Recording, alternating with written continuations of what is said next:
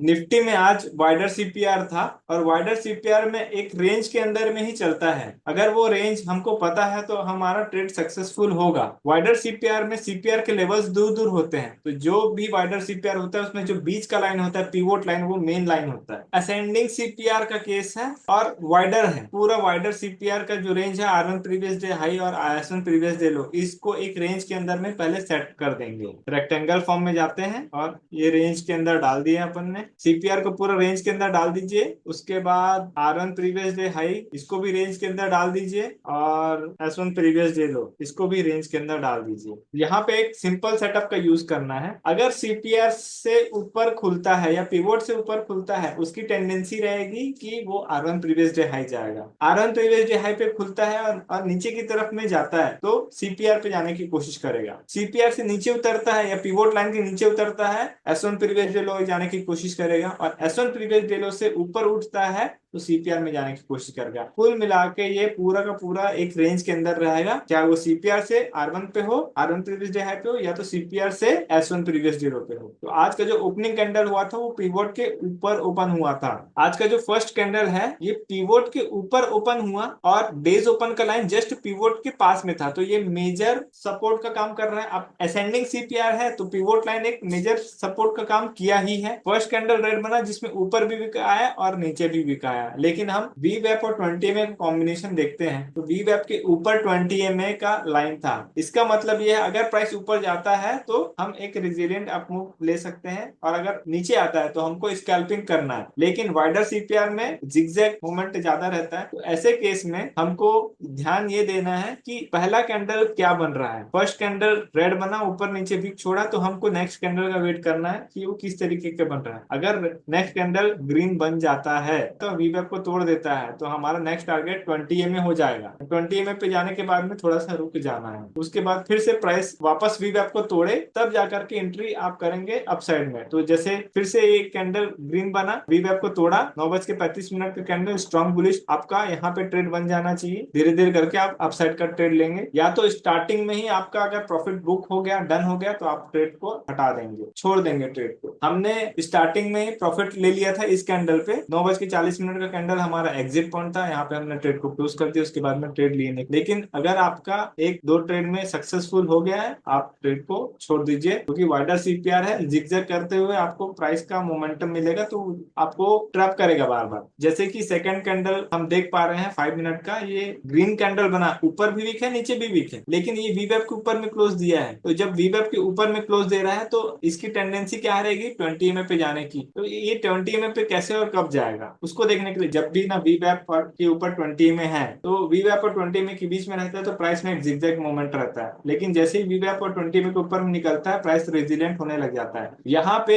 शुरुआती दौर में रेजिलियंट, शुरुआती दौर में जो जिगजैग मोमेंट हुआ है ये किस वजह से था, क्योंकि 1 आवर के टाइम फ्रेम पे पीवोट आ रहा था। 1 आवर के टाइम फ्रेम में वाइडर सीपीआर है और सीपीआर के अंदर चलेगा तो न्यूट्रल जोन में, तो जब न्यूट्रल जोन के अंदर ट्रेवल कर रहा है तो इस जगह पे आपको थोड़ा सा प्रॉब्लम होगा वाइडर सीपीआर है करके। तो 1 घंटे का टाइम फ्रेम है, इसमें हम ये लेवल है इसको हम मार्क कर लेते हैं 24,411 का। अब 5 मिनट में आ जाइए, तो अब देखिए 24,411 का जो लेवल है उसमें प्राइस बार बार आकर के अटक जाता था, ये ऊपर जाने की कोशिश करता था, यहाँ से रिजेक्ट, फिर ऊपर गया, फिर रिजेक्ट, फिर ऊपर गया, फिर रिजेक्ट, फिर ऊपर गया, फिर रिजेक्ट। तो पूरा प्राइस को कंसोलिडेशन करने के बाद में जब ये कैंडल ब्रेक हुआ 10:50 का, जो कि सीपीआर के ऊपर में सस्टेन कर गया, तब इसकी टेंडेंसी रही R one previous day high जाने की। लेकिन जब भी वाइडर सीपीआर में एक बुलिश कैंडल बन जाता है वहां पे एग्जिट पॉइंट रहता है, एंट्री पॉइंट नहीं रहता है। इस बात का हमेशा ख्याल रखिएगा। वाइडर सीपीआर में जब भी आपको बुलिश कैंडल मिला आपको एग्जिट करना है, और एंट्री कहाँ पे रहेगी, वी वेप को जैसी क्रॉस करेगा ऑप्शन में आपकी एंट्री हो जानी चाहिए। ठीक है, इस कैंडल पे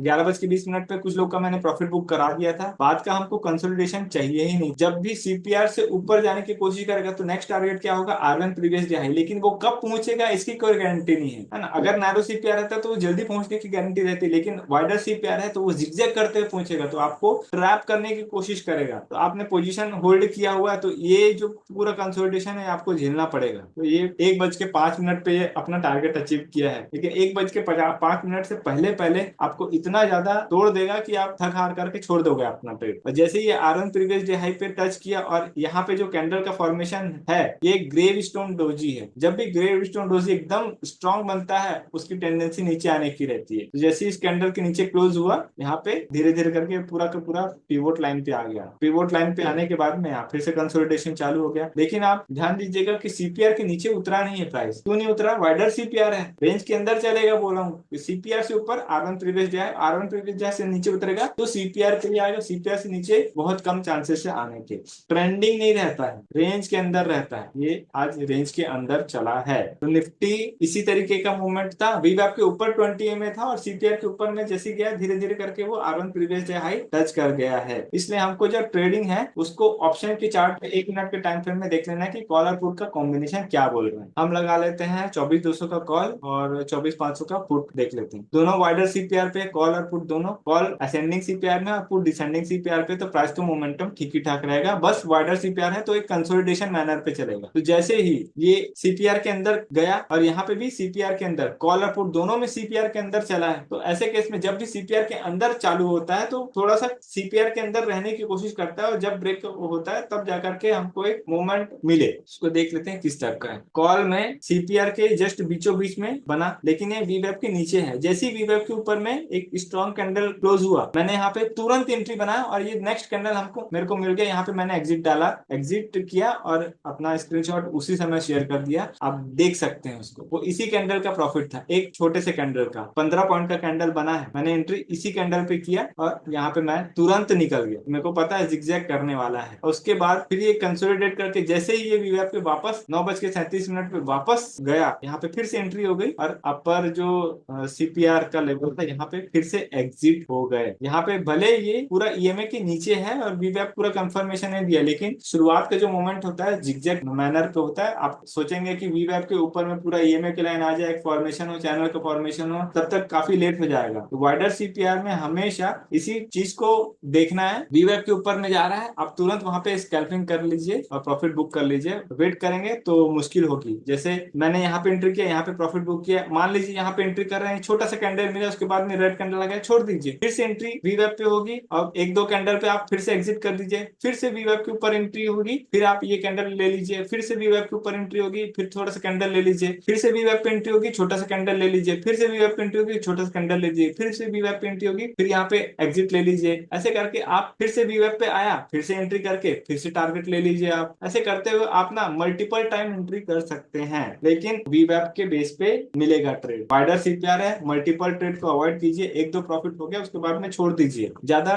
लड़ने जाएंगे मार्केट से तो कुछ मिलने जाने वाला है नहीं। अगर पुट साइड में देखेंगे तो सेल का अपॉर्चुनिटी था। सेल कब कब मिला है? ये कैंडल रेड बना, यहाँ पे सेल करेंगे, यहाँ पे प्रॉफिट बुक करेंगे, फिर यहाँ पे सेल करेंगे, यहाँ पे ट्रैप हो गया, छोड़ दीजिए। फिर से यहाँ पे एंट्री किए, ये पूरा कैंडल मिला आपको, प्रॉफिट ले लीजिए। फिर से रेड कैंडल बना वीवैप पे, आप फिर से सेल कर दिए, फिर प्रॉफिट ले लीजिए। फिर से यहाँ पे रेड कैंडल बना, फिर से यहाँ पे एंट्री कीजिए, 1-2 कैंडल पे प्रॉफिट बुक कर लीजिए। ऐसे करते करते आपको ना आना है। ये सीपीआर से नीचे प्रीवियस डे लो पे आने वाला है और यहाँ पे सीपीआर से ऊपर प्रीवियस डे हाई पे आने वाला है। ये जिगजैग करके आएगा, ये समझना पड़ेगा। वाइडर सीपीआर जिगजैग करते हुए आएगा, तो हमको कहाँ पे एंट्री हो, कहाँ पे एग्जिट लेना है। वीवैप पे आपकी एंट्री होगी और 1-2 कैंडल पे आप एग्जिट ले लेना है। स्कैल्पिंग मोड पे आपको धीरे धीरे करके टारगेट मिल जाएगा। जैसे जैसे ये प्रीवियस डे हाई टच किया 13:06 पे, इंडेक्स में भी R1 प्रीवियस डे हाई में प्रीवियस डे हाई टच किया, उसके बाद देखिए पूरा मोमेंटम नीचे की तरफ में आ गया। तो इसी तरीके से आज का ट्रेड था। बैंक निफ्टी में मैंने 1 घंटे का टाइम फ्रेम पे R1 प्रीवियस वीक हाई का मैंने जोन बना करके रखा था और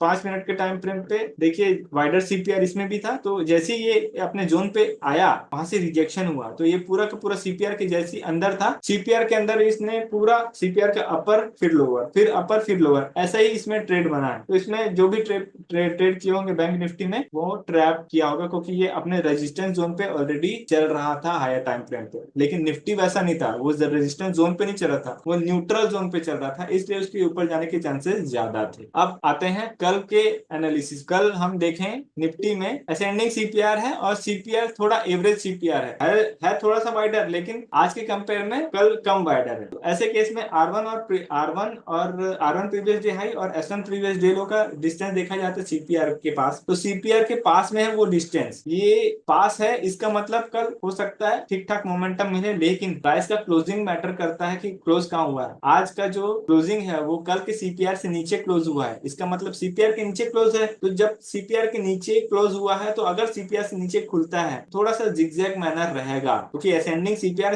के नीचे खुलता है, थोड़ा जिगजैग मैनर रहेगा। अगर ये एस वन प्रीवियस डे लो के नीचे आ जाता है तब एक हमको ट्रेंड मिलेगा एस टू लेवल तक के लिए, क्योंकि 1 घंटे के टाइम फ्रेम पे वो सीपीआर के नीचे आ जाएगा, इसलिए एक ट्रेंडिंग नीचे की तरफ मिलेगा। और अगर असेंडिंग सीपीआर में सीपीआर के ऊपर एक बुलिश कैंडल बनता है स्टार्टिंग में ही, तब वो R one previous day high जा सकता है। और R one previous day high break होता है 10 बजे के पहले या 10:30 बजे के पहले, तब वो R2 लेवल जा सकता है। इतना ही है कल के लिए। कल का भी बैंक निफ्टी देखिए डिसेंडिंग सीपीआर पे है, और सीपीआर के लेवल जो है वो R one previous day high और एस वन डे लो से थोड़ा पास पास है। कल इसमें भी ट्रेंडिंग होगा, लेकिन 1 घंटे के टाइम फ्रेम के हिसाब से देखा जाए तो ये डिसेंडिंग सीपीआर है, तो R one previous day high से नीचे उतरा है, तो हो सकता है ये वापस सीपीआर पे आ जाए। तो कल के लिए ना नीचे के ट्रेड बन सकता है, सीपीआर के नीचे एक बियरिश कैंडल बनता है तो S one previous day low, और S one previous day low टूटता है तो एस टू लेवल आ जाएगा। ऊपर जाएगा तो थोड़ा प्रॉब्लम क्रिएट करेगा, क्योंकि ऊपर में रेजिस्टेंस है। ऊपर के लिए ट्रेड थोड़ा सा अवॉइड करने की कोशिश कीजिएगा। निफ्टी अभी 24,340 चल रहा है, 24,200 का कॉल देखो, इसका भी ठीक ही ठाक सीपीआर है, डिसेंडिंग है और इंडेक्स क्या है, असेंडिंग है। तो ऐसे केस में यहाँ पे थोड़ा कंसोलिडेशन दिख सकता है कल के दिन में। डिसेंडिंग सीपीआर है ना,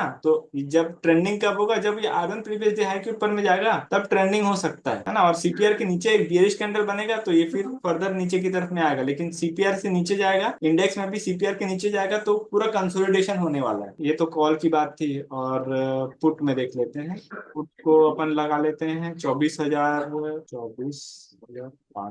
पुट में नैरो सीपीआर बन रहा है, तो इसमें मोमेंटम हो सकता है। पुट में अच्छा है मौका, अगर नैरो सीपीआर है इसमें मोमेंटम हो सकता है, इसका रेंज भी पास पास है। फ्रेंड्स, अगर आपको हमारा कोर्स फ्री में चाहिए तो नीचे दिए हुए डिस्क्रिप्शन में जो हमारा डीमैट अकाउंट का लिंक है उससे आप अकाउंट ओपन कर सकते हैं और नीचे दिए हुए व्हाट्सएप नंबर पर शेयर कर सकते हैं।